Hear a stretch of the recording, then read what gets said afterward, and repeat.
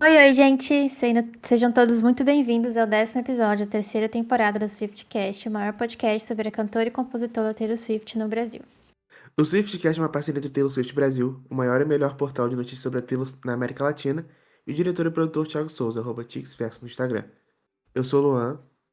Eu sou a Laura. Eu sou a Duda e nós somos os hosts do Swiftcast. Hoje estamos só nós três aqui, as meninas nos abandonaram. Um beijo, Julinho e Rebeca. Pois é.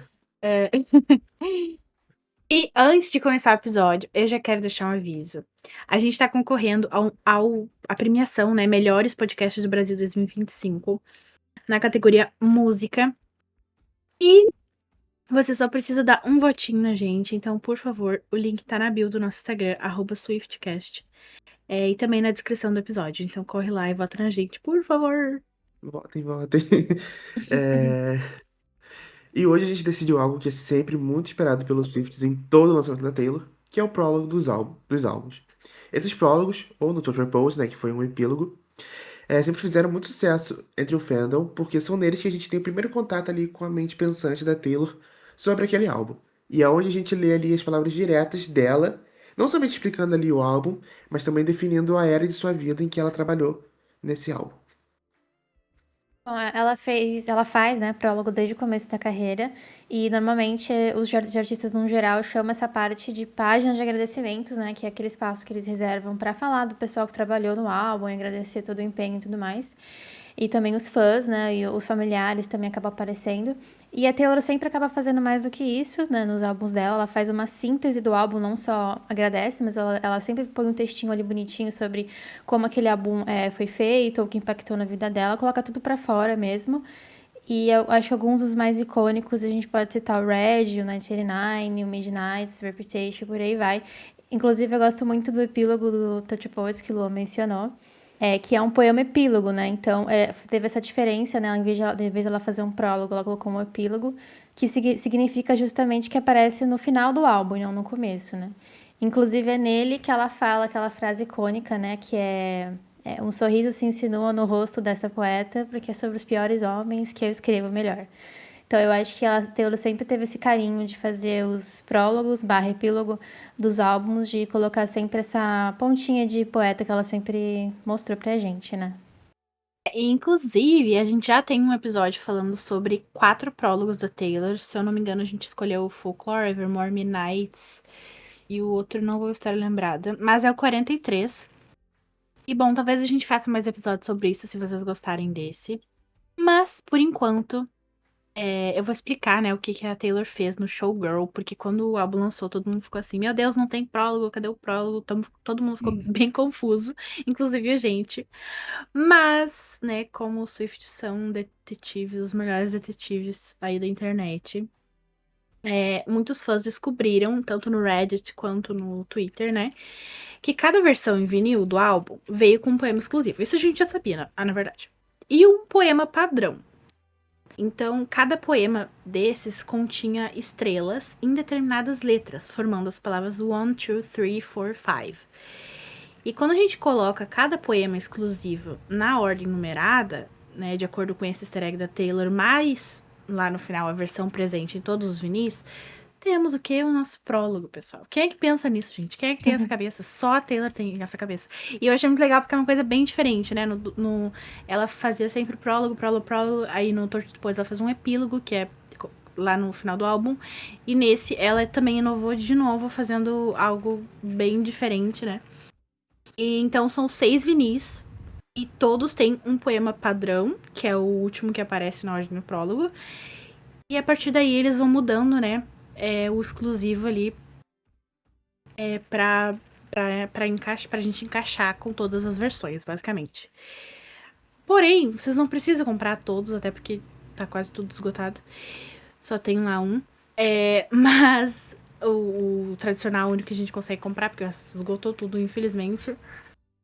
Mas a gente colocou em ordem no TSBR, inclusive. Acessem lá o site taylorswift.com.br, que vocês vão ter esse prólogo inteiro, os poemas divididinhos, transcritos em inglês e traduzidos para o português. Então, Laurinha, quer começar? Vamos lá. Então a gente vai falando um trechinho do poema em português e a gente vai analisando junto com vocês aqui no decorrer do episódio.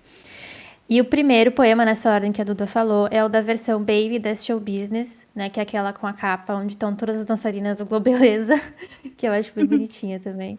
E ele começa assim: Você acorda marcada pelas linhas dos vincos do travesseiro.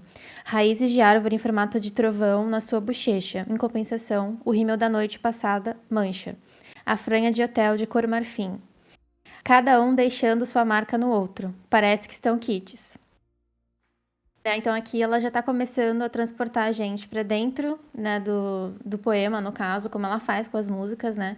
E que então não podia ser diferente. E a imagem inicial desse poema é bem íntima e visual, né, do rosto dela amassado depois de dormir, né, comparado a raízes de árvore e trovões, no caso, os raios, né, de tempestade, aquela figura de... Aí vocês sabem como que é um raio, né, não precisa explicar. Essa descrição transforma uma coisa banal, né, que é as marcas no rosto, em alguma coisa mística, né, porque ela faz essa espécie de substituição da imagem, né, da marca do rosto pela do trovão barra raio. E o rímel, né, que ela menciona é o símbolo desse cansaço depois do show, né, dessa vulnerabilidade e também uma certa humanidade, né, contrastando com a perfeição que o artista tem que demonstrar no palco o tempo inteiro. Então, quando ela termina esse trecho, né, falando, né, cada um deixando sua marca no outro, tem essa coisa ao mesmo tempo que eu, pelo menos, eu enxergo dessa forma, né, tem essa reciprocidade, né, ao mesmo tempo que ela descansa no travesseiro, ele fica manchado pelas marcas dela do show, né, então, ao mesmo tempo que o show dá esse glamour para ela, ele também tira a energia que ela tem, né? Então, quando ela fala, parece que estão kits, né? Como se fosse uma ironia mesmo, né? Que ela paga o preço da beleza e da performance, enquanto o hotel, que no caso, né, o travesseiro, a cama onde ela dorme, guarda esses vestígios, né, da noite, que é como se fosse uma troca desigual, né? Mas inevitável ali no mundo da showgirl. Quem é que pensa isso, gente? Quem é Ninguém que pensa, pensa? pois é. Aí nesse mesmo poema ela segue. Você diz bom dia a eles quando entra, e eles não te corrigem, enquanto borrifam vodka nas axilas dos figurinos dos dançarinos. Aprendemos esses truques ao longo do caminho. Aqui a cena já muda, né, para os bastidores, o behind the scenes, literalmente.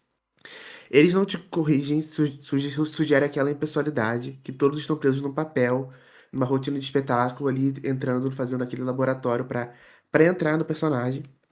E esse gesto de borrifar vodka nas axilas, na verdade isso acontece bastante, porque ele usa como se fosse um desinfetante de figurinos para evitar o cheiro forte de suor, né? O famoso CC que a gente tem. Se a gente não usar A quinta série, né, antes. rindo. É, exato. Só que no poema, né, a Taylor ela traz um tom mais decadente, desmontando, né, todo aquele glamour que tem em volta da showgirl, que todo esse glamour é de fato desmontado nos bastidores, né? Ela também traz um contraste entre o bom dia da vida real e a vodka nos figurinos, que é o artifício do show que poucos entendem, e meio que cria aquela sensação de alienação, que a artista vive no mundo performático, até nas tarefas do dia a dia ali, nas tarefas práticas, até na vida dela, na vida real dela ali, ela tudo gira em torno do espetáculo. Até educativo, né? Porque eu não fazia ideia que Sim. eles usavam vodka pra isso. Eu também não. Eu descobri com o poema. Não, chocada, gente. Eu sabia porque nem é por experiência própria, obviamente, mas meu professor de educação física falou uma vez, parece que a esposa dele trabalhava, fazia aqueles saltos. Não, não é salto. Ai, gente, como é que é aquilo que dança no gelo? Ai, não sei o nome, esqueci. Mas Patinação enfim, artística? isso, patinação. Salto. Olha, nada a ver. Tô bem louca hoje. Mas daí ele, não sei, uma vez ele comentou comigo, eu fiquei com isso na cabeça, porque eu achei muito estranho, né? Passar, porque faz sentido, né? Ela tem mais álcool nos bastidores, tipo de Uhum. Sim. vodka e enfim, do que álcool que a gente usa na limpeza, né? Então, enfim, é bem legal ela ter mencionado. E o poema, ele encerra assim.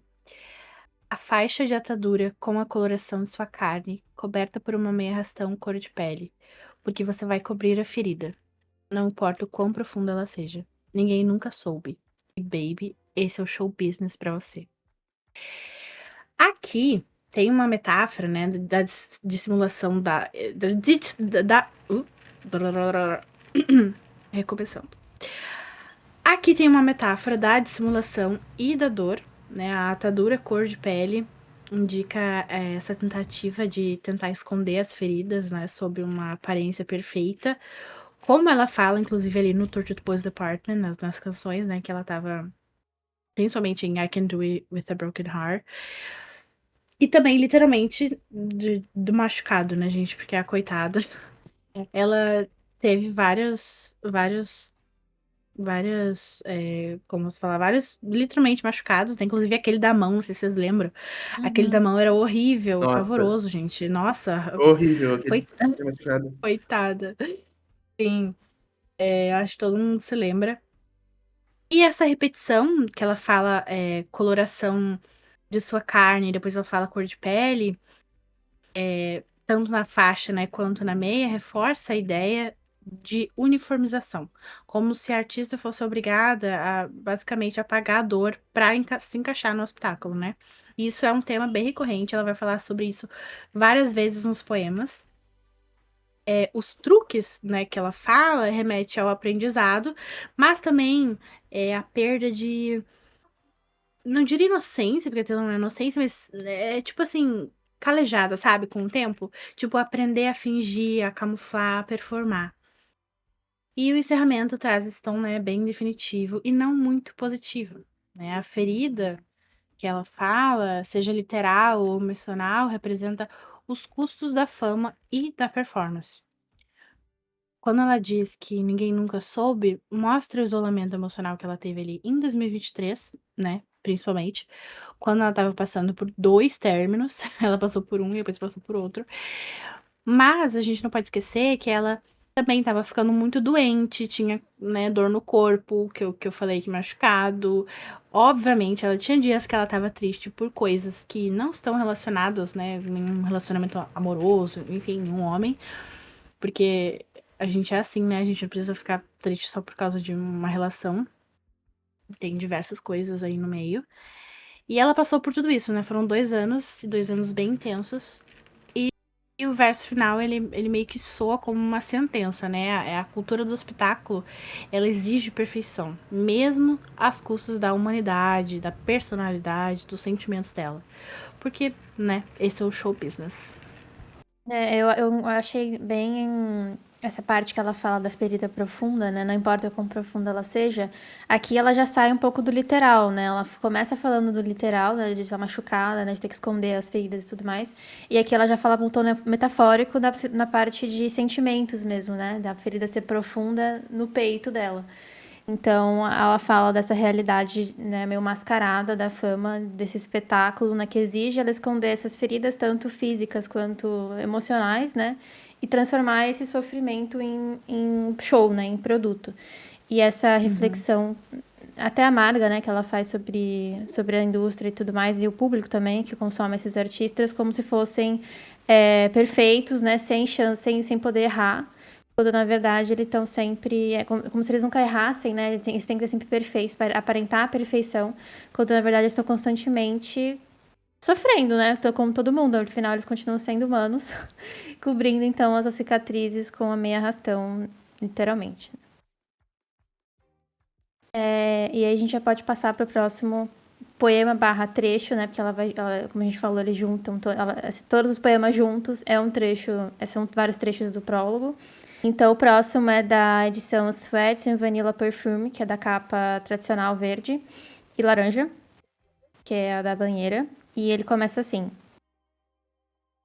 café, alongamento, tecla de piano, aquecimento vocal no chuveiro do vestiário, cola de cílios, uma foto dele no espelho, suor e perfume de baunilha, o estalar das articulações e o batido distante de um tambor, a chamada do palco, a monotonia eletrizante de tudo isso. Então, nesse trecho aqui, a gente já vê a forma como ela divide as frases, né? Os trechinhos desse poema. É tudo dividido por uma pontuação muito curta e objetiva, né? Vocês não estão lendo, não estão vendo, né, os pontos, mas se você for pegar o poema que a gente falou no nosso site lá traduzido, ela tá pontuando todas essas pausas que eu fiz, são pontos que ela vai colocando. E ela coloca isso como se fossem fases, né, de um roteiro de preparação. Inclusive, eu ia comentar no começo, eu esqueci, que eu estava falando da ordem, a Dura estava falando da ordem que ela enumerou, né, a ordem dos poemas. 1, 2, 3, 4 e 5. E eu fiquei pensando muito nessa contagem que eles fazem no palco, né, dos passos. 1, 2, Uhum, 3, né? Eu pensei muito nisso. Ela deve ter uhum. pensado, até eu deve ter pensado também, senão ela teria colocado aqui. E é isso que está acontecendo nesse trecho do poema também. Ela está fazendo essa pontuação fragmentada para criar esse ritmo, né? Como se fossem batidas mesmo, né? Tanto a gente pode olhar isso como batimentos cardíacos, respiração, ou um próprio aquecimento físico, ou esses passos de dança mesmo. Então, ela começa descrevendo esse lugar de preparação antes do show, né? Que não é um camarim luxuoso, que ela tá descrevendo, é mais uma espécie de vestiário, né? Que a gente tá acostumado a ver em estádios, né? Aparece bastante em filme, inclusive. Então, ela mostra bastante nesse trecho aqui o trabalho corporal e repetitivo, né? Os shows precisam ter, que tem essa coisa do esforço invisível antes do espetáculo, né? E aí, quando ela cita a cola de cílios e perfume, é a forma que ela escolheu de demonstrar as marcas, né, dessa feminilidade que ela precisa mostrar no palco. Dessa coisa de montar mesmo, de se montar pro show. E quando ela diz assim, né, que é uma foto dele no espelho, é a foto da pessoa amada, né? No caso, provavelmente a foto do Travis, inclusive apareceu no clipe, né, da Ofélia, a foto dele no espelho. Que traz essa vulnerabilidade no meio da rotina impossível, né, quase que mecânica de uma showgirl, né? E no final, né, nesse trecho que eu falei, que ela fala dessa expressão na monotonia eletrizante, é um próprio paradoxo, né? Porque uma monotonia não tem como ser eletrizante, mas aqui nesse caso ela tá querendo dizer que quem vive sob essa rotina, né, tem é um êxtase, mas ao mesmo tempo é uma coisa que ela tá esperando que aconteça, né? É uma coisa ensaiada. Então isso vira um ciclo do espetáculo, que é a adrenalina e repetição várias e várias vezes. Ela, ao mesmo tempo que o show é imprevisível, ela tem que fazer exatamente como segue na cartilha, né? Então tem esse paradoxo. Fico chocada sempre que eu penso nesses poemas, gente, sabe? Porque ela sempre se supera, desde o Reputation até agora. Os poemas do Reputation já eram bons, já eram muito legais, mas eu sinto que eles não eram tanto como. Tipo, o tanto que ela evoluiu, né? Obviamente, quase uma década, óbvio que ela evoluiu. Mas, né, vocês entenderam. É incrível. E Uhum. ele segue assim. Planeje de um jeito que não pareça planejado. 10 diferentes planos de emergência. Se o salto de sola vermelha quebrar, você continuará desfilando, equilibrando-se na ponta dos pés cheios de bolhas. Saiba suas saídas, ombros para trás, olhos para cima. Acerte suas marcas, suas piscadelas, faíscas. E aqui a Taylor também faz outro paradoxo de espontaneidade ensaiada, que é o planejar de cada gesto, mas para parecer natural. A ideia dos 10 planos ali de backup, né, que ela fala, os planos de emergência, mostra a ansiedade dela ter o controle. Quem conhece a Taylor, entre aspas, né, gente? Eu falo conhece a Taylor, mas é tipo os fãs, né, que estão mais acostumados com o jeito dela, sabe que ela é muito, não diria controladora de uma forma negativa, mas tipo assim, ela quer sempre ter ali tudo na mão dela, né, pra dar certo. Então esse medo do erro em uma carreira que exige perfeição constante, que é de uma showgirl, que é de uma artista do tamanho dela, principalmente quando a gente analisa, é surreal, né? Principalmente quando a gente analisa essa dimensão da Eras Tour e o quanto ela se esforçou. Ela começou a ensaiar meses antes, pra ter tudo perfeito na hora. E é definitivamente o retrato da mulher artista na indústria, né? Ela tem que estar sempre preparada para o imprevisto, mas ela é proibida de parecer artificial. Ela tem que. É aquilo que ela falou no Miss Americana, né? E também depois tem um monólogo bem legal que eu também. No filme da Barbie, que é super famoso, todo mundo sabe que, né, que a mulher tem que ser mil e uma coisas, mas não pode ser de tal jeito, tem que ser desse. E isso é algo que vai pro resto da vida, gente. Isso aí não é uma coisa que vai, infelizmente, né, que vai passar. E uma coisa muito legal desse trecho é que o salto de sala vermelha que ela menciona é um episódio que aconteceu no Brasil. Não tô lembrada do show. Sabe qual show, Lua? Foi do dia 20 ou do dia Foi do dia 20. 17? Foi do dia 20, tá? Foi o último do Brasil. Eu lembro que eu tava lá, só que eu fiquei, será que foi 17 ou foi dia 20? Mas foi dia 20. É, e foi muito, muito legal. É surreal, assim. Ela mencionou o Brasil, eu fiquei toda boba quando eu vi, né? E também é um exemplo de quando ela quebra, né? Quando ele, né, no caso, o salto quebra, ela continua desfilando, né? Mesmo com o pé machucado. E tem um trecho ali também que soa como instruções de palco, quase como uma coreografia militar, que ela fala, sabe as suas falas, é sempre com um ponto final, né? Aquilo que a Laurinha falou. Sabe as suas falas, ombros para trás, olhos para cima, acerte suas marcas, suas piscadelas, faíscas. É tipo tudo com ponto final. E é como é para manter aquela postura de confiança, né? Mesmo quando ela tá cansada. E isso também me traz de volta para aquele vídeo que também é Nossa, do eu tava show do pensando, Brasil, aham. né? Eu acho que todo mundo já viu esse vídeo. Que eu acho que. Ai, é surreal. Também não lembro. Eu acho que esse era o do dia 17. Tenho Foi, quase sim. certeza. Porque foi o dia que tava mais calor, tava insuportável no estádio. É aquele que ela tá performando. Acho que ela termina de performar Mastermind, ou ela vai começar a performar Ela vai começar a Mastermind. Mastermind, é. E aí ela tá assim, muito sem fôlego, tá? É horrível, horrível de ver. E aí do nada ela e engole assim sabe quando engole o que tu tá passando ali? É surreal.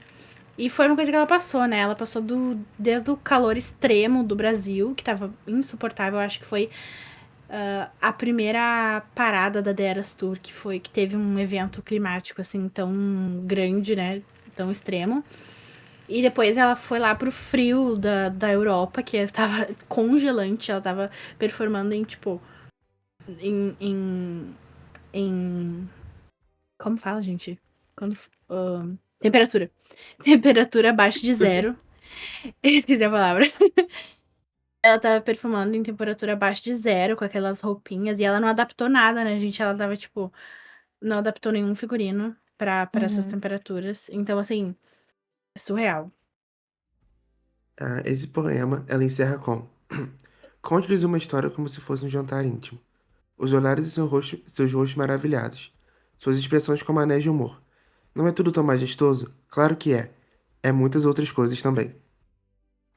É já que a performance vira uma coisa pessoal, né? Como se fosse o artista seduzindo o público com proximidade, ou como a gente tá vendo muito aí no Twitter esses dias, com parasocialidade.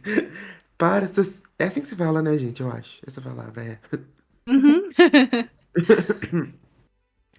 Quando ela fala também suas expressões como anéis de humor, ela tá se referindo àqueles anéis.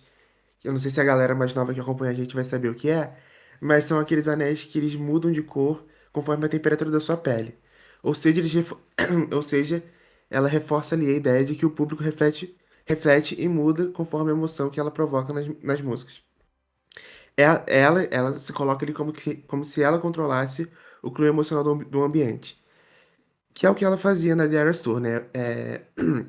Quem foi aos shows, ou quem assistiu também o filme, sabe que a Taylor ela consegue passar muita emoção enquanto ela tá cantando as músicas e principalmente eu acho que no ato acústico, quando ela cantava aquela música, tipo assim, ai, tipo, super de lascar na, na Surprise Song, todo mundo ficava com um clima meio, sabe, todo mundo surtava, mas todo mundo ficava com aquele clima, sabe, todo mundo sentia ali o que ela tava cantando. Uhum. O fechamento do poema é bem ambíguo, que ela diz, não é tudo tão majestoso? Claro que é, e é muitas outras coisas também. É uma confissão até bem seca, né, quando você para pra ler, é, é um corte meio seco, sabe? Ela sem se lamentar. É apenas uma contestação de que algo é lindo e transformador, mas também pode ser doloroso e cansativo fisicamente e mentalmente. E o mais legal é que ela aceita esse paradoxo. O show é bonito, é belo, mas também é brutal. Também é legal notar que ela encerra esse poema porque os próximos eles mudam um pouco de tom. eles ficam levemente mais positivos. E com certeza é aquela transição de 2023 da Taylor pro 2024 da Taylor, que foi, né, 2023 foi o primeiro ano da The Eras Tour. Foi um ano, tipo, um puta ano pra carreira da Taylor. A The Eras Tour teve o Speak Now, Taylor's Version, teve o 99 Taylor's Version, teve muita coisa acontecendo na carreira da Taylor, mas também teve muita coisa acontecendo na vida pessoal dela. E os próximos poemas, eu acho que eles começam ali a pegar mais pro final de 2023 pra ali pro início de 2024. É. Bom, o Eu. próximo. Opa, desculpa. Pode Deixa eu falar, Laurinha. só comentar um negocinho que eu achei que também não foi por acaso, foi de propósito.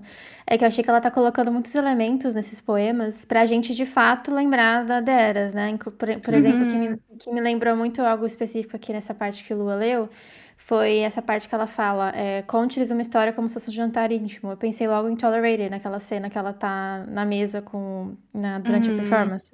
Que ela Uhum. tá Uhum. pondo a Uhum. mesa. E a parte das marcas, ela fala que ela. Hit your marks, que ela fala em inglês, que é exatamente a música do I Can Do With a Broken Heart. Então, pra mim, lembra. Tudo que ela tá falando nesse poema começa a lembrar da Dera. A gente tá lembrando dela desde o começo, né? Do Sato Quebrado, do camarim e tal, da foto do Travis no espelho que ela colocou no clipe, enfim. Ela tá colocando vários elementos aqui da gente tá de fato lembrando da Dera. Então, foi de propósito, com certeza. Uhum. É muito legal. E o próximo poema, ele fala mais ainda sobre a Daenerys, que é na ordem ao The Crowd is Your King, da versão Target, com o disco rosinha. E eu vou ler basicamente a metade inteira, a primeira metade inteira dele, pra que possa fazer sentido, né, as frases. É assim. Lembra-se dessa cidade? Você já esteve aqui antes, em outra vida, em outra turnê. Lembra-se dela?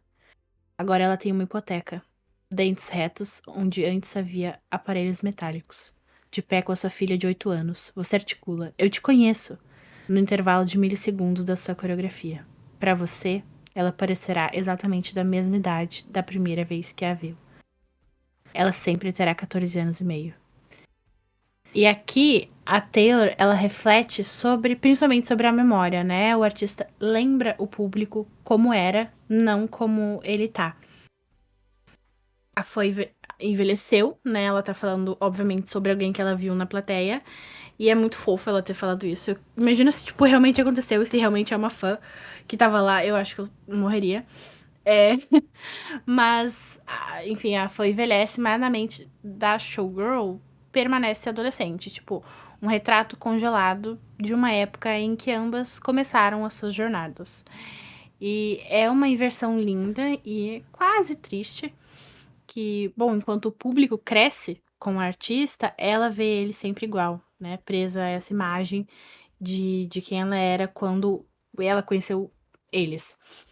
E esse trecho também sugere uma nostalgia e uma certa solidão. Tipo, quando o tempo avança para todos, menos para quem vive de encenar o passado no palco. Que é exatamente o que a Taylor estava fazendo nessa turnê, né? Ela estava revisitando todo o passado dela. Então eu acho que esse primeiro Uhum. trecho do The Crowd is Your King é justamente sobre isso, sobre ela estar nessa.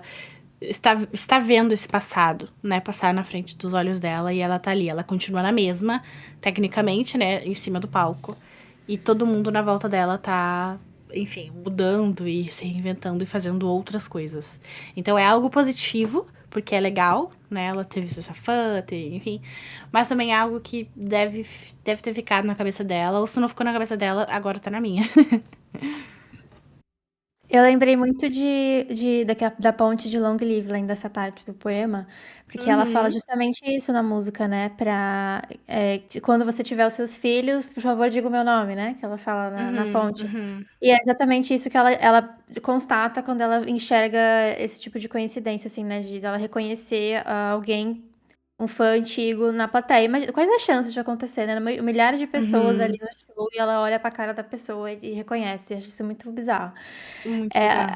Além da memória que ela tem, né? Um sentimento que ela tem ali com aquela pessoa que a gente imagina, né? Que uma pessoa do tamanho da Taylor não vai ter né, essa coisa de lembrar individualmente de uma pessoa específica, que é um fã, não é uma pessoa próxima dela. E mesmo assim, alguém trouxe pra ela esse sentimento, tanto que ela colocou no poema, né? Então eu acho que isso mostra Sim. muito do carinho que a Taylor tem com a gente mesmo. Sim. E esse poema, então, ela encerra assim: lembre-se, trave de volta no jogo de pés. Qualquer passo perdido é um erro, e você deve se lembrar de tudo, mas sobretudo disso. A plateia é o seu rei, que governa sobre você há séculos, benevolente na maior parte do tempo. Quando ela começa já esse trecho com Remember, né? Ela tá falando com ela, acho que com ela mesma, né? Falando essa voz quase autoritária, é, um aspecto meio técnico, né? Como se fosse ela mesma gritando pra ela, né? Tipo, não se esqueça do mais importante, né? Também tem esse duplo sentido de lembrar tanto a gente tá falando, né? Dos fãs, até individualmente. Eu acho que individualmente é um pouquinho demais dela lembrar do rosto de todo mundo, mas lembrar da figura, né, dos fãs e lembrar da coreografia que ela tá fazendo, dos passos que são muito importantes ali no show, que ela não pode errar de jeito nenhum. E aí, depois desses primeiros trechos mais emocionais, assim, né, o foco é desviado pra técnica e a vulnerabilidade reprimida que ela tá sempre ali no palco acontecendo. Então, quando ela diz quando qualquer passo perdido é um erro, tem esse duplo sentido, que é tanto o erro da dança quanto o erro de mostrar demais algo que as pessoas não precisam ver, que é a parte ruim, né? Que é a vulnerabilidade, a dor, o cansaço, né? Como se ela precisasse voltar aquilo tudo no modo automático e ela fosse uma espécie de robô mesmo, né? Pra não demonstrar nenhum tipo de emoção negativa ali em cima. E essa versão, né, The Crowd is Our King, essa versão não, esse trecho, né, essa frase, The Crowd is Our King, transforma o público em soberano. O público é o rei, enquanto o artista se torna o súdito e não o ídolo, que é como a gente enxerga na maioria das vezes, né? Então, cada geração do público que vai crescendo, né, é o mesmo rei que domina os artistas desde sempre, inclusive a Taylor, que tem uma carreira, né, de mais de 20 anos aí. E também tem aquilo que ela sempre diz, né? Que ela vai sempre performar, vai sempre continuar o show. Não, o show deve continuar independente do que aconteça. Mesmo se ela estiver triste, doente, cansada, brava, não importa, né? O público é o rei, ele é o soberano e ele é a coisa mais importante naquele momento ali.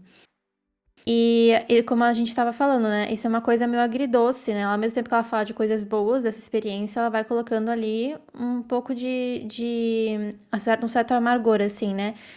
Não digo nem amargor, mas é mais uma sinceridade, né? Sobre o poder do público, né? Que o público tem. E a perda de autonomia do que o artista tem na carreira, né? Porque mesmo que os outros artistas não tenham alguns artistas por aí, né? Não tem essa coisa que a Taylor tem, né? Eu preciso continuar, mesmo morrendo, eu preciso estar no palco continuando. Porque ela se coloca nesse lugar, né? Ela se sente dessa forma, nessa obrigação, né? De dar sempre 101% dela no palco e nunca procurar não decepcionar quem tá ali esperando por ela, né? Uma coisa que ela sempre fez. Inclusive, já falou muitas vezes que ela odeia cancelar show, né? E ela só cancela no último dos casos, quando realmente não tem outro jeito.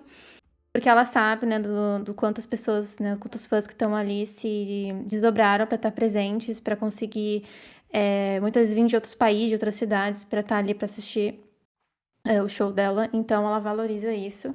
E isso acaba sendo uma puta cobrança, né? Porque nem sempre ela vai tá 100%, e mesmo assim ela tem que aparentar estar perfeita em cima do palco, né? E isso também me pega um pouco, porque a gente que é fã e que a gente acompanha ela, a gente sabe disso. Eu acho que dá pra contar nos dedos da mão quantos shows ela cancelou. Tipo, cancelou. Tirando a Loverfest, né, gente? Que a Loverfest foi algo à parte, foi por causa da pandemia. Mas assim, tirando a Loverfest, eu acho que dá pra contar nos dedos da mão quantos shows ela cancelou de verdade na carreira. 3 desses são os de Viena, que a gente sabe que aconteceu, né? Tinha ameaça de um atentado terrorista, que é uma coisa que não tem nem comparação, assim. Realmente foi algo muito triste que aconteceu na Eras Tour. Mas, tirando isso, ela sempre remanejou, né? Na Argentina, ela também teve que trocar a data de um show por causa do tempo. E no Brasil também foi aquilo do dia 18, né? Que não teve o show do dia 18, mas ela botou lá pro dia 20.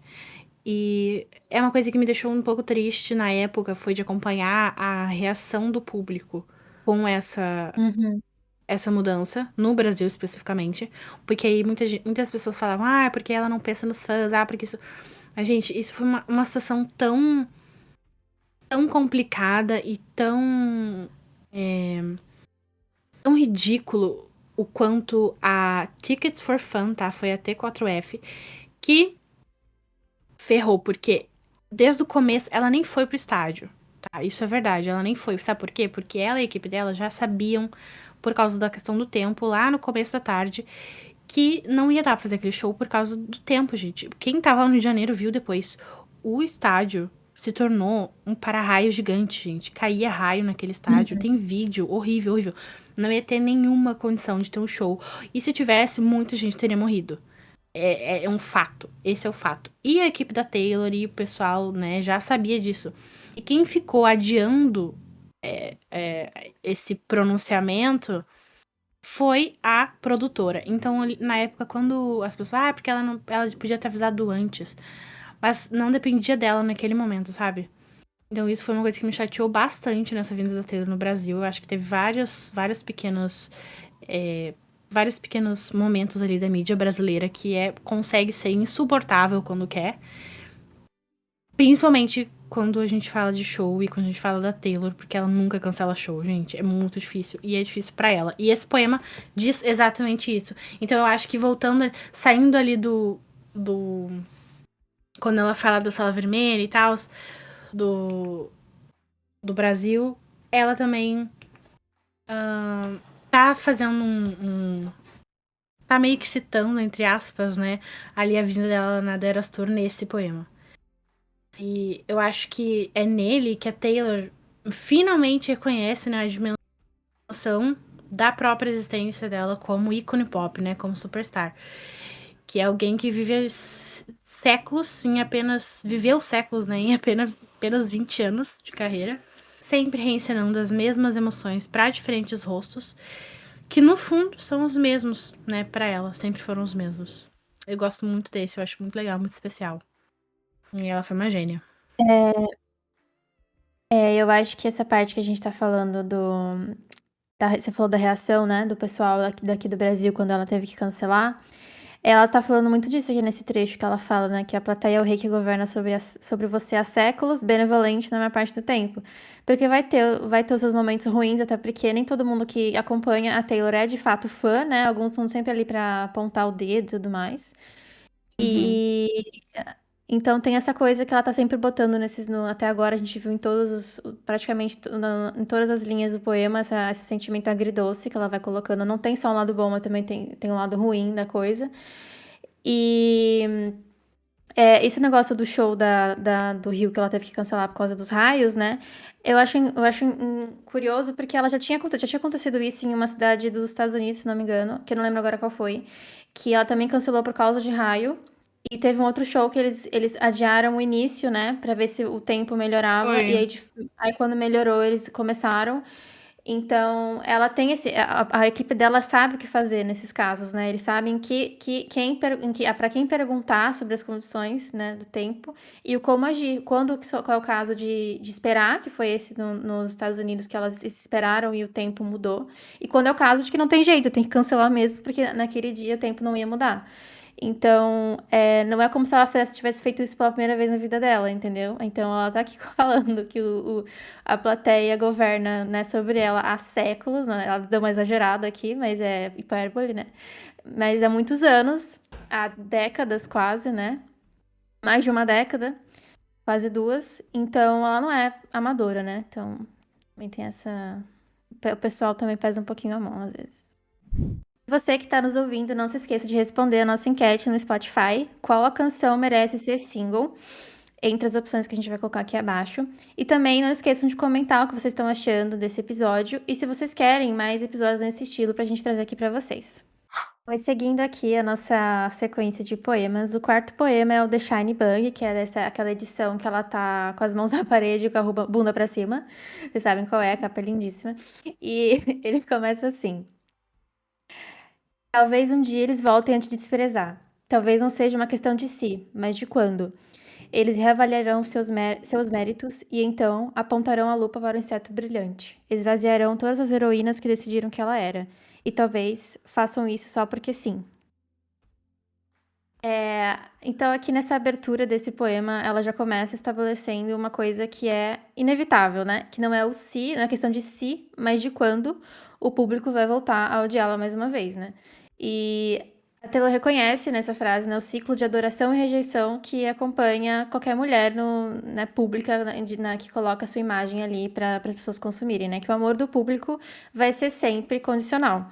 Né, esse tom que ela coloca que é quase que desencantado, né? Tirando um pouco daquela coisa de conto de fadas, né? Quase profético, lembrando que isso é um aviso, né? Que o mesmo aplauso que ela recebe hoje, amanhã pode ser tomatada na cara, né? É temporário.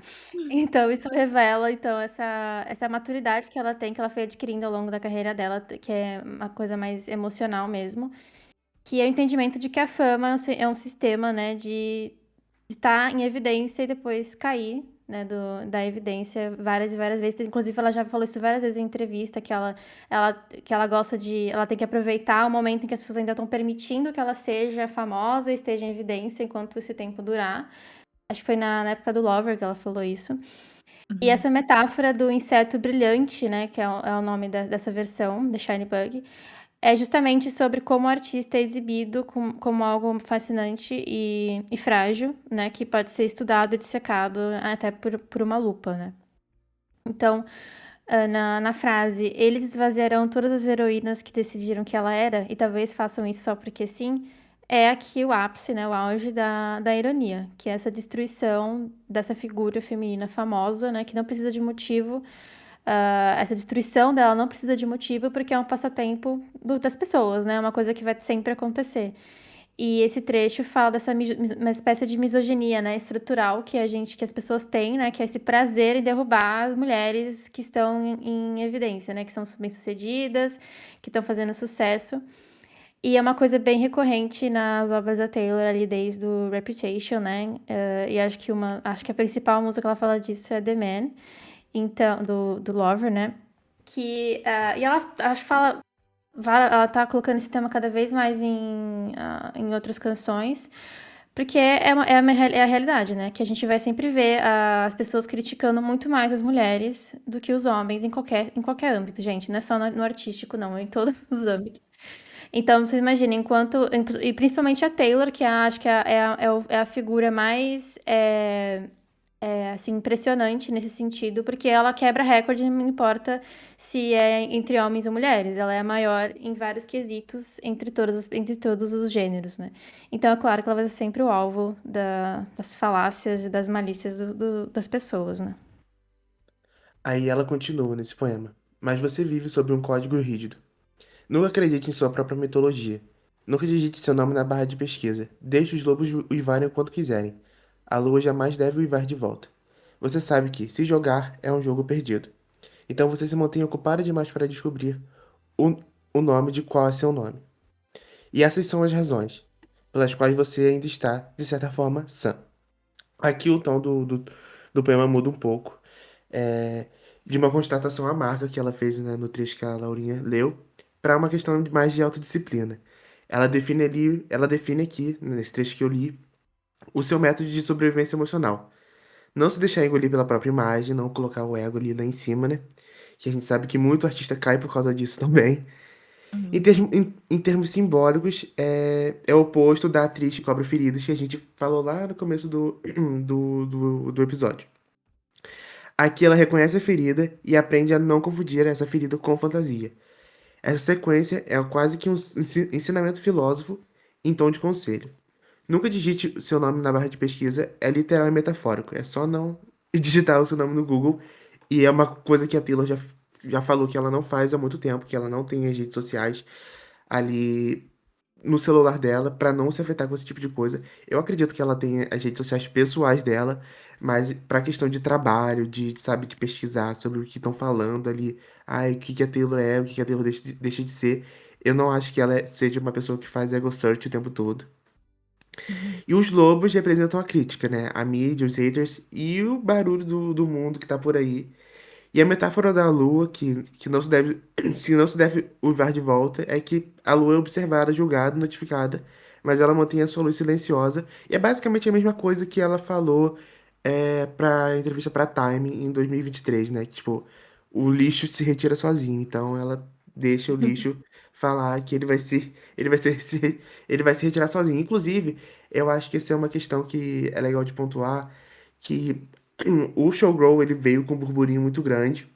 E eu tenho visto muitos Swifts no X, eu tô mais por lá, falarem, ai, porque a equipe da Taylor não se pronuncia, que estão chamando ela de de X, Y, Z. Gente, de fato, a Taylor não é subcelebridade pra ficar jogando notinha em revista ou ficar aparecendo pra se pronunciar sobre umas paradas insanas, porque não tem a menor necessidade. Realmente, tipo, é isso mesmo. Essa questão de responder o que fulano falou dela, o que ciclano falou dela, não cabe a ela na posição da posição da grandeza da artista que ela é atualmente. Esse poema é tipo como se fosse um código ético de sobrevivência de uma mulher pública. Depois de viver vários ciclos de idolatria e destruição, ela escolhe a lucidez em vez da ingenuidade, e o silêncio ao invés da reatividade. É um retrato do trauma de visibilidade e como resistir a ele sem se perder. A imagem final ali encapsula toda a ironia toda a ironia da fama. Continuar um pouco sã já é uma coisa ótima, né? Porque ficar com a mente, pelo menos, tipo assim, 50% ok no mundo aí do show business já é ótimo, já é maravilhoso. Não, eu ia comentar, porque senão eu vou esquecer, dessa parte que ela fala dos lobos uivando para a lua. É uma coisa interessante porque, na realidade, isso foi uma espécie de mito, né? Que as pessoas acreditam que os lobos uivam para a lua. Na verdade, eles estão uivando para reunir a alcateia. Então, eu achei que isso aqui. Eu comentei isso por quê? Porque eu achei que isso aqui cabe na interpretação desse poema, porque, pra mim, quando ela fala que vocês não. Que deixem os lobos uivarem quanto quiserem, que a lua não deve uivar de volta. Pra mim, ela tá falando que, por mais que os lobos, no caso, as pessoas, né, que estão falando sobre ela, que se juntam, né, em grupos, né, pra falar sobre ela, nem sempre o que as pessoas estão falando de mal é sobre ela em específico, né? Às vezes a pessoa tá falando de um lugar que ela só tá ali pra falar mal. Ela não tá ali falando em específico da Taylor, mas sim de mulheres em geral. Tô ali pra atacar as mulheres ou as pessoas que estão nesse ponto de evidência. E isso causa inveja ou descontentamento e tudo mais. Então, essa é uma luta vazia, né? É uma crítica Uhum. vazia que é feita. Então, eu Sim, acho que quando ela fala sobre isso, de a lua nunca deve vai de volta, tem essa coisa, né, que o Lua falou, dela tá sempre sendo observada, calada, e lá no céu, onde todo mundo pode ver com aquela luz bonita. E também é uma forma dela dizer que é assim que ela não faz, que ela faz com que as coisas ruins não atinjam ela, né? Que isso dá pra comprovar na parte que ela fala que você não deve pesquisar o seu nome na barra de busca. Uhum. Que você não quer ser atingido por essa parte maliciosa, né? Você não deve ir atrás dela, você não tem que respondê-la, né? Porque isso não merece atenção.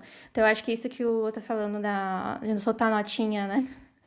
De Uhum. responder e tudo que as pessoas criticam sobre ela, nem sempre é a melhor alternativa.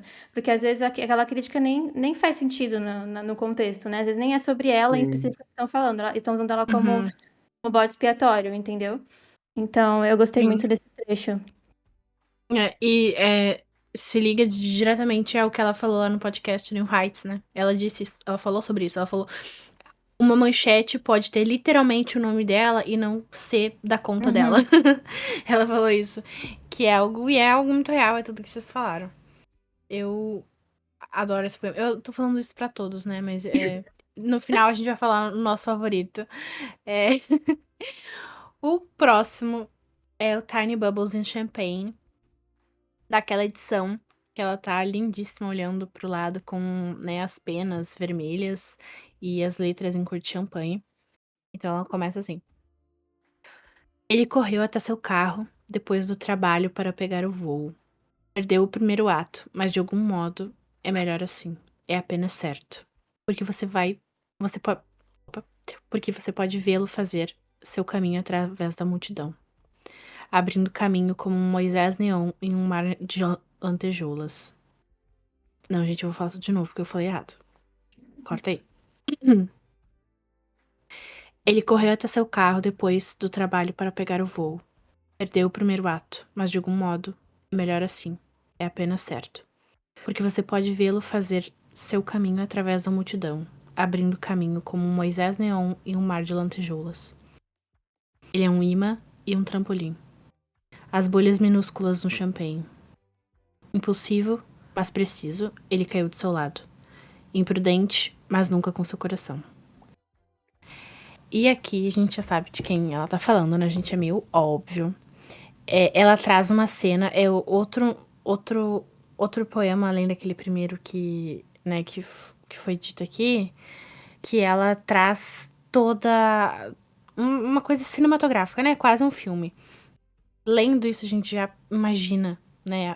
Ele pegando carro, ele pegando avião, ele chegando, ele, né? E ele, ele é o Travis Kelce, o noivo dela. E ela fala assim, que ele perdeu o primeiro ato. E meio que cria, né, uma metáfora teatral, conectando com os outros poemas sobre o palco. Mas aqui, a performance, ela dá lugar ao imprevisto romântico, né? Aqui ela tá saindo um pouco dessa Eras Tour showgirl e tá indo mais pro lado coração dela.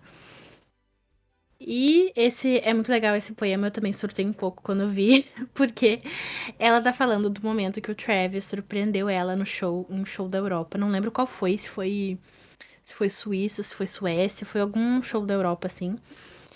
Que ele saiu do trabalho e chegou na metade do show. Teve aquele vídeo super fofo dela cantando August e enxergando ele na tenda VIP. Foi uma surpresa total. Muito, muito, muito muito legal ele ter feito isso, sabe? Porque meio que ele sabia que ele ia perder o show, mas ele foi lá mesmo assim, porque foi o tempo que ele tinha pra apoiar ela. E é muito lindo, assim, é um tipo de reciprocidade que, gente, sinceramente, acho que a Taylor nunca teve na vida dela. Mas ela sempre foi a mulher que fazia isso para os outros, né? Os companheiros passados dela. E no poema, ela continua falando que o amor, ele não começa no tempo certo, mas justamente porque tem um delay, tem um atraso, tudo parece just right, parece perfeito, né? Onde o acaso se torna o destino. E ela tá falando exatamente da relação dela e do Travis, porque foi uma coisa que foi tão... Em 2023, quando eles começaram, né, a se relacionar, foi uma coisa tão improvável, todo mundo pensava, nossa, mas o que será que eles falam? Ou, nada a ver os dois, porque ele é jogador de futebol e ela é uma cantora. E é justamente isso que ela tá falando aqui, sobre o fato deles serem tão improváveis no final se transformar nessa coisa perfeita e nessa... Bom, eles vão casar, né, gente? É uma coisa... Eu ainda não acredito que eles vão casar. Tipo assim, pra mim ainda é surreal que a Taylor vai casar. E eu parei, tá bom, gente? Eu parei de mandar a foto do noivado lá no grupo. Faz tempo que eu não mando. Inclusive, eu tô pensando, acho que eu vou ter que mandar agora para a gravação. Vou mandar. Mas, como eu disse, aqui ela traz essa imagem visual e bem cinematográfica dele atravessando o público, né? Que é tipo é descrito quase como uma figura mítica, né? Um Moisés Neon. E essa fusão entre religioso e mundano é bem típica da escrita da Taylor. Vocês sabem o quanto a gente gosta aqui no Softcast dessa mistura, porque tem várias músicas, né? False God, But Daddy I Love Him, Don't Blame Me. São várias músicas que ela traz esse contexto religioso. Mas aqui especificamente o amor é uma epifania no caos, um momento de transcendência entre flashes e multidões. Quando ela fala que ele é um imã e um trampolim, isso meio que expressa a energia da conexão física, né, que a gente sabe, e não digo só na questão do sexo, gente, da química que eles têm sexualmente, mas é também na química... Por exemplo, do que eles falaram no podcast, que eles tinham... que eles comparavam as sessões que eles tinham de terapia corporal. Por exemplo, o Travis é um atleta, ele usa muito o corpo dele, né? Nos domingos, e jogando muito, e correndo, e indo pra academia, e fazendo várias coisas. E a Taylor também tem eles chamam ela de atleta, né? Que ela também é uma atleta. Porque ela faz 1 milhão de coisas também com o corpo. Então, eu acho que é outra coisa que une eles, como um imã. E, claro, ela tá fazendo, né, um duplo sentido, além disso, tá falando sobre, né, a paixão carnal. Tá falando sobre Woody. E depois ela fala que sobre as bolhas minúsculas do champanhe, né, que traz leveza e euforia. Tipo, vocês escutaram isso, minha gata? Para, maricota! Escutei. A participação especial morrendo. Vai pra lá. Vai lá. Ela tá pedindo comida, gente. Passou do horário dela. Então, quando ela diz, né, que ele caiu ao lado dela, é falando que ele surgiu do nada na vida dela também, né? Como eu falei, mas fazendo uma jogadinha ali com a palavra fall ou crashed, que vem do fall in love, né? Que é se apaixonar. Então ele caiu do lado dela, ele se apaixonou por ela, que também é muito fofo. Como mulher apaixonada que ela é e todo mundo sabe, ela termina falando sobre o Travis também. Se ele está nessa, você também está. Você começou a sentir que cada música antes era apenas uma prece, uma lista de desejos. Ele não é o que você estava esperando. Ele é mais. É por isso que você resistiu. É por isso que você partiu. E nada dói. De repente, ele tem esse efeito. É... No comecinho desse trecho, né, quando ela fala, se ele está nessa, você também está, ela reforça essa reciprocidade que a Duda comentou e que é um retrato que quase raro nos relacionamentos amorosos da Taylor passados, né? Que a Duda também reforçou que a reciprocidade partia toda praticamente dela. E nesse trecho ela retrata ali, né? Descreve um amor maduro, uma paixão com segurança, liberdade e com lealdade. Ela também conta algo bem fofo, que é onde dá pra perceber que todas as músicas anteriores da Taylor eram como preces de amor, de um amor que ainda não existia. E nesse caso, esse amor existe agora e é do Travis. Eu acho que, tipo assim, já me transporta 100% pra The Prophecy, né? Quando eu li esse trecho, Uhum, já me uhum. transportou pra The Prophecy, que é a música é uma prece, né? Ela rompe essa ideia do ideal e do romântico, que ele não é o esperado, ele é o imprevisível, mas que ele supera isso tudo e ele é além do que ela pensava. Ele é além do que ela pensava. E ele é o encerramento dessa fase, ele é calmo e ele é silencioso. É por isso que você resistiu. É por isso que você partiu. Remete a todos os amores passados, todas as situações amorosas desastrosas que a Taylor já passou. E ela entende agora o porquê isso tudo aconteceu. Porque tinha algo muito melhor esperando ali pra ela. E isso marca o fim da dor constante, que é um alívio ali pra Showgirl. Um alívio de todos esses poemas que a gente leu, de angústia, de toda essa situação que a gente destrinchou aqui. Gente, é surreal pra mim pensar que a Taylor passou por tanta coisa e ela teve tantos namorados que eram do meio que ela tava sempre ele ligado de alguma forma com o que ela fazia. E aí, do nada, ela também, eu acho que ela também deve ter pensado muito nisso em 2024, principalmente, né, enfim, agora. Bastou um jogador de futebol americano que eles não têm nada a ver, assim, né, na teoria, ir no show dela, ficou encantado com ela, pediu o número dela no podcast dele, tipo assim, uma farofada enorme. Pois E aí é. agora eles vão casar e eles estão pensando em família e ela falou em filho e tipo eu fico pensando, cara, que bizarro que é a vida, né? Tipo, que bizarro, que lindo e que legal e que mágico e eu sou muito romântica. É. E ela também deve ser uma coisa muito surreal pra ela. E a gente, a vida presta às vezes, né? Já diria a nossa querida filósofa contemporânea, Fernanda Torres, a vida presta. Eu gosto muito dessa parte que ela fala que ele não é mais ele não é o que você estava esperando, que é mais, né?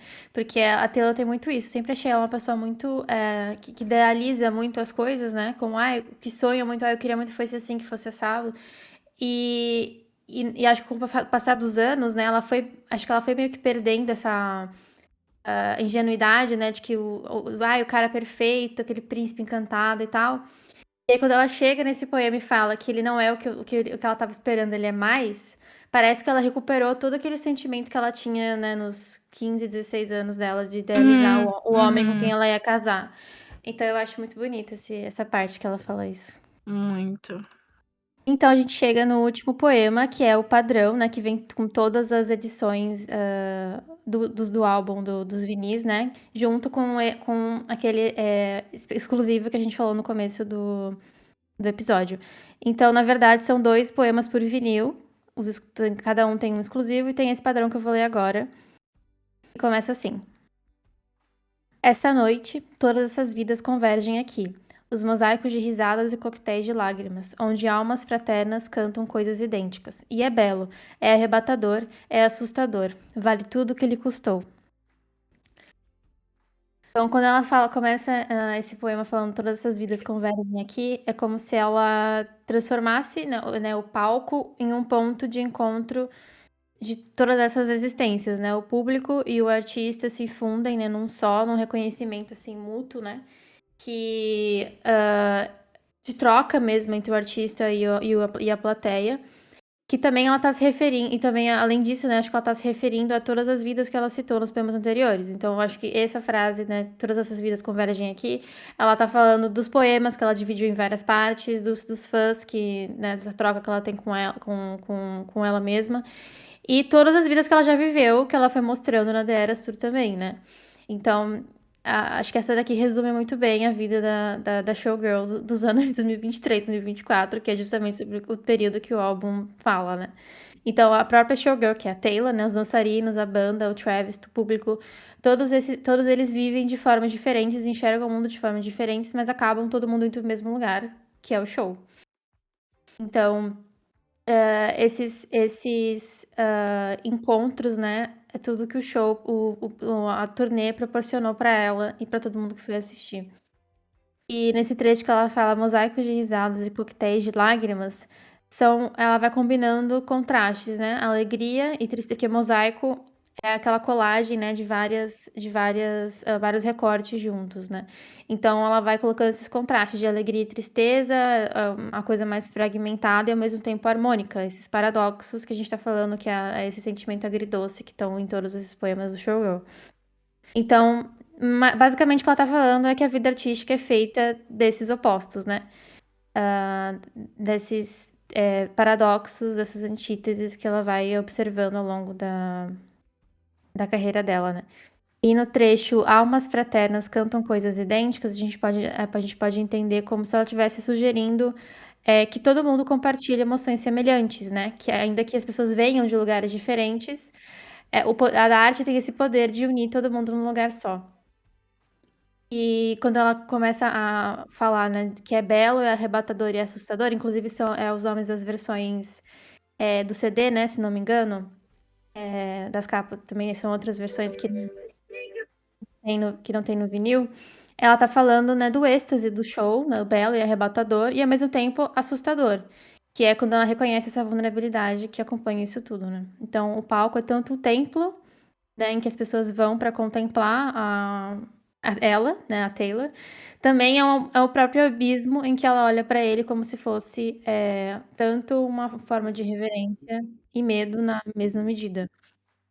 Que é o cerne de todos os poemas que a gente tá lendo nesse episódio. E, bom, ela finaliza o prólogo e esse poema, né? E toda a saga, na verdade, dos poemas com esse trecho assim. E mesmo nos seus momentos mais sombrios ou mais embriagados, você não diria nada diferente. Diria? Você escolheria tudo de novo. Não importa como a história termine, com as vaias mais feias ou com o mais lindo buquê. Dizem que o amor é uma escolha que se faz todos os dias, e é assim que você ama a vida de uma showgirl. Ai, gente, eu fico fraca, viu? Eu amo quando a Taylor. Eu fico. E a gente sabe que é o final do prólogo, porque, pra quem não sabe, em todos os prólogos e no Torture Poets Epílogo, ela sempre termina com o nome do álbum ou com algo que faça relação com o nome do álbum. É um detalhezinho que eu amo que ela faz, que eu acho muito legal. Então aqui ela fala, né, assim que você ama The Life of a Showgirl. E aqui, eu acho que a Taylor admite que, apesar da dor, ela faria tudo de novo, né? Vale tudo o que lhe custou. É uma declaração de aceitação e reconciliação com a vida dela. Como uma compreensão de que o sofrimento faz parte disso, faz parte de ser uma showgirl, e ela escolheu isso e ainda escolheria mesmo se soubesse. Isso também é bem refletido na música The Life of a Showgirl, que eu amo, eu sou obcecada por essa música, eu Uhum. acho que é maravilhosa. Não aceito as pessoas falarem que é ruim. Gente, pelo amor de Deus, vocês não estão escutando com o ouvido de vocês, sabe? Não tô xingando, né? Até parece que eu sou uma ditadora, né? Falando, você tem que gostar sim dessa música. Não, cada um tem seu gosto, mas, gente, falar que é ruim, não aceito. Não, isso eu não aceito. Porque é muito boa. Eu acho que é a música que mais reflete a showgirl do álbum. É essa. Tipo assim, total. E nesse poema é basicamente isso que ela tá falando. E, bom, esse trecho, né, que ela é tipo uma afirmação, uma reafirmação do amor que ela tem pela arte, independente do resultado, né? Quando ela fala ali vaias e buquê, esses dois representam extremos da carreira, né? O fracasso e o triunfo.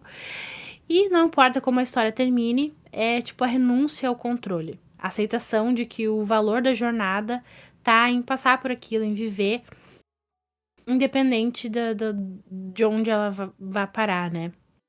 O amor pela vida artística é incondicional, como se fosse um pacto com o próprio destino dela. E tem uma entrevista da Taylor que viralizou recentemente, quando ela tinha 14 anos, bem novinha, não tinha nem lançado o debut ainda, que ela fala que mesmo se não der certo a vida dela como cantora, ela sonhava, né, muito em estar envolvida de alguma forma no âmbito artístico, seja compondo, né, só como compositora ou fazendo alguma coisa que ela pudesse escrever, que ela pudesse botar esses sentimentos pra fora. E isso é muito sobre a Taylor. Ela vem falando da vida inteira dela sobre isso. Não importa o que aconteça, não importa tudo que ela passou. Inclusive até no Reputation, eu acho que ela falou isso no Miss Americana, né? Naquele momento que é bem triste, que ela tá chorando, falando que às vezes é demais. Mas mesmo assim, né? Ela ainda escolheria ter essa vida, ela ainda escolheria estar em cima do palco. Porque essa é a Taylor e ela nasceu pra ser famosa, gente. Ela nasceu pra ser quem ela é. E isso me deixa muito feliz, porque eu particularmente sou atraída para artistas que gostam de ser artista, sabe? Essa questão de tipo, ai, eu sou artista, mas meu cozinho é tão bicudinho, sabe? Eu não gosto de ser famosa, ai, eu detesto a fama, ai, não tirei fotos, ai, sou low profile, ai, não sei o que, não sei o que. Isso me irrita um pouco, sabe? Tipo, nada contra, mas me irrita um pouco, porque ainda mais mainstream, né? Que eu tô falando, gente, não tô falando de índio, de banda de rock e ali que tem 3 ouvintes especiais, não é isso, tô falando de pop. É bizarro tu escolher essa vida, na minha cabeça é bizarro tu escolher essa vida, tu fazer pop, tu tá no show business e tu ficar com essa de, ai, porque, ai, não sei o que, não gosto da fama, porque... Assim, as pessoas têm relação diferente, né? Cada um pensa de uma forma diferente, cada um tem uma relação diferente com a fama e eu não tô no patamar deles pra falar sobre. Mas na minha questão, quer dizer, na minha cabeça, é muito mais interessante acompanhar um artista que gosta de ser artista, que gosta de estar no palco, que gosta do público, ou que gosta de entregar algo pro público, do que um artista que tá foda-se, sabe? Que o artista que, ai, não, porque eu não gosto, porque. E, tipo, cito os artistas que eu escuto, né, nos últimos anos: Taylor, Dua Lipa, Sabrina Carpenter, até Olivia Rodrigo. São artistas que vieram e que estão de algum modo no topo, ou, né, estiveram no topo, porque elas aceitam isso, sabe? E não sei, eu não sou assim, não sei vocês. Porque imagina fazer um trabalho desse obrigado, né? Assim, não gostar deve ser uma verdadeira tortura, né? Porque a gente vê que não é um negócio. Pode ser glamuroso, mas não é fácil. Então, Sim. realmente tem que amar muito. É, total. E bom, qual é, Luan, fala pra gente, qual é o teu favorito? Teu poema favorito? Olha, eu fico entre o Shiny Bug e o Sweat and Vanilla, mas a junção do Sweat and Vanilla com o padrão, eu acho que fica, tipo assim, luxo Muito demais. Então, boa, né? eu vou no Uhum. Sweat and Vanilla, aham. Eu amo. Tipo assim, ganhou meu coração com a menção do Rio, né? Tipo, de fato. Mas eu gosto muito do poema e eu acho que, tipo assim, quando eu leio ele, eu já tenho. A capa do álbum já vem na minha cabeça. Então, Uhum. ele é o Uhum. maioral pra mim. E tu, Laurinha? Eu fiquei entre o Shiny Bug também e o The Crowd is Our King. Eu achei os mais bem escritos. Mas eu acho que eu vou com o The Shiny Bug. Porque eu gostei muito da metáfora do lobo. Sim! Eu ia falar, sabe, entre esses dois, eu ia falar justamente isso. Eu gostei muito dessa metáfora com os lobos, né? Que a lua nunca uiva de volta. Mas, já pra gente ficar diferente, eu vou falar The Crowd is Your King, porque eu também amei. É o meu segundo. Fora o Tiny Bubbles and Champagne, que ela fala do Travis, que vocês sabem que eu sou caprichete. Mas eu acho que todos foram muito bem escritos, todos foram muito bem pensados. Eu fico imaginando, meu Deus, como é que é viver no cérebro dessa mulher. Nesse exato momento, ela deve estar escrevendo os próximos, sabe? É... E é Ela meu fez. sonho ela. É meu sonho ela fazer um livro, gente, uma hora dessas, com todos, sabe? Todos. E mais alguns.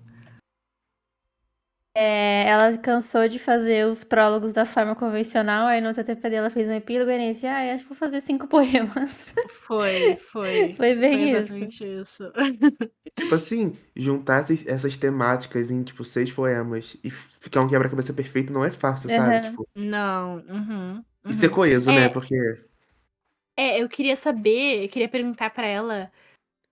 Por isso que às vezes ela devia fazer entrevista com fã, sabe? Porque eu queria perguntar pra ela. Ela fez várias entrevistas, mas isso é uma coisa que eu queria saber se ela fez tudo junto, tipo assim, ela escreveu tudo junto, e aí no final depois ela separou cada poema, uns 6, ou se ela foi fazendo cada um e depois ela montou, tipo, teve a ideia de montar, não sei.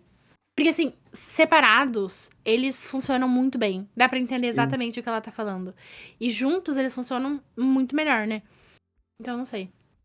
Eu acho que É. ela deve ter pensado em um, e aí foi surgindo ideia para os outros, e ela foi fazendo, eu vou fazer um compilado de vários para as pessoas se juntarem, sei lá.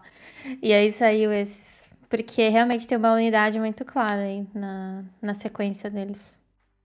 pode Uhum, ter uhum. rolado também ela ter feito os poemas antes de pensar. Antes do photoshoot, né? Antes de pensarem nas versões do álbum. Aí, quando ela Uhum, bateu o uhum. olho no poema, ela falou assim: Nossa, eu acho que eu posso dividir esse, colocar esse nessa variante, esse nessa variante, e esse nessa É, variante. ela é muito inteligente. Mas aí, me leva a outra pergunta. Vocês preferem esse grande prólogo ou vocês preferem o epílogo do Tortured Poets? Ai, eu prefiro o epílogo. É muito Acho que eu icônico. também, mas eu sou suspeita. Ai, eu não sei responder. Eu não sei. Sabe por quê? Eu gosto muito do epílogo, mas eu acho esse genial. A forma como ela montou Também. todos os poemas e fez um grandão enorme. Não deve ter sido fácil. Ou, de repente, ela fez tudo em, tipo, 10 minutos, né? Porque a cabeça da Taylor é assim. A Taylor pode fazer uma música enorme em 10 minutos. Você pode demorar, sei lá, meses pra fazer outra, pra botar pra fora.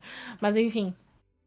É, é Porque esse isso. ficou Eu bem espero. maior também, né? Juntando todos Sim. ficou bem mais comprido. Sim, sim. Eu acho que além desse, o maior, além desse, é o do Speak Now Taylor's Version, né? Que é gigante aquele, o prólogo Uhum. do Speak Now Taylor's Version. Inclusive é um dos meus favoritos, é muito bom, gente. Leiam. Ah, mais isso, se vocês quiserem ler todos os. Acho que a gente falou no começo, mas se vocês quiserem ler todos, taylorswift.com.br, só procurar prólogo que vocês vão ter lá todos, de todos os álbuns. Mas antes da gente terminar, entre ela escrever poemas e os textões lá que ela fazia antes, eu particularmente prefiro os poemas porque eu acho que fica uma coisa mais abstrata. E eu Hum, prefiro assim. uhum. Aí, força as pessoas a pensar um pouquinho, né? Não fica Uhum. Sim, aquela coisa tão óbvia, as pessoas têm que se forçar. Eu acho bom estimular a interpretação do povo, então eu prefiro os poemas também. É, isso eu também, prefiro o poema. Eu queria que ela fizesse um outro epílogo, talvez no próximo. No TS13, eu acho que ela deve estar planejando agora, porque é o TS13. Então deve ser, deve ser algo que ela. Nossa, Altas expectativas. sim. E vocês já pararam pra pensar que esse vai ser, talvez, né, seja o álbum falando sobre o casamento dela, tipo, a vida de casada? É bizarro. É bizarro como a vida dela, da Taylor, funciona, assim. Parece que O mundo tudo se é alinhando, né? escrito. É, parece que tudo é escrito nas estrelas. É bizarro. Bom, a gente vai ficando por aqui. Muito obrigada por tirarem esse tempo para escutar a gente. E a gente espera que vocês tenham gostado desse episódio. Aproveitem e sigam a gente nas redes sociais pra ficar por dentro de tudo sobre a era Swift, Taylor Swift BR no Twitter e Instagram e Taylor Swift Bra no Telegram. O Swiftcast é produzido e dirigido pelo Thiago Souza, @TixVerso no Instagram. Tchau, tchau, gente. A gente Tchauzinho!